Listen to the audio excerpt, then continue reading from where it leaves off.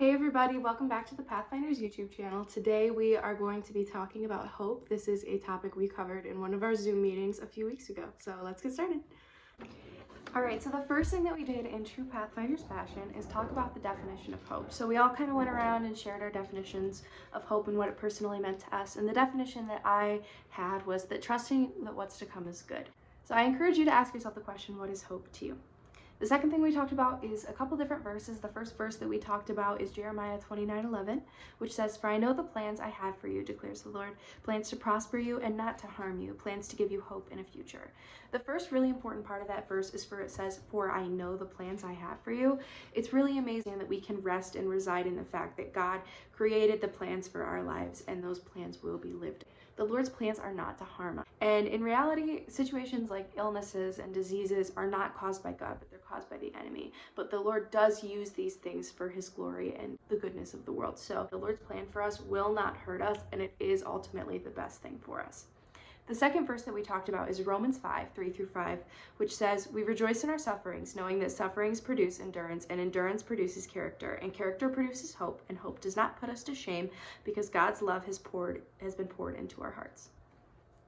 So this verse is really cool and amazing because it tells us and it shows us that we can actually be happy about suffering, and we can actually be happy in being in a situation that isn't ideal, because it makes us better people and it actually glorifies God in the end.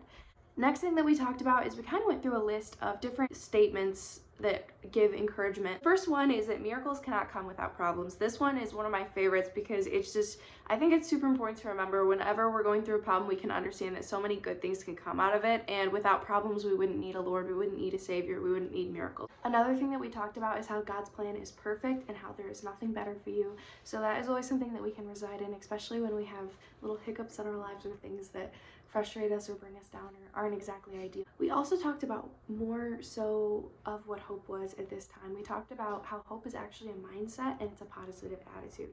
It's something that you have to learn and something that you have to establish rather than something that you're just born with. Another really special thing that we talked about is how many times in the Bible the Lord promises us hope, that God is promising us hope and we have it. Another thing we talked about is how important it is to be in relationship with Him. When God is the sole focus of it's so much easier to be hopeful and feel positive when God is the center of your life. We also talked about how the most hopeful thing is that we have a God and we have eternity in heaven after life. So we also talked about how great it is that we have a God who's seen both sides. He's seen today and he's seen tomorrow, and he knows that what's in store for us tomorrow is livable and he's already been there. So we can hope and we can rest in the fact that God has already been to tomorrow. And as long as we stay with him, he will lift us up and he will push us through tomorrow. We often have a lot of questions and things that we can't explain, and that's when we have to take those things. Okay, I'll put that in later. And one of the last things that we talked about was how God created light in the earth in, such a short amount of time. He can help us get through whatever thing we can ever face. And that's one of my favorite things to think about when I get worried about things, is how God is so much bigger than anything that we could ever worry about.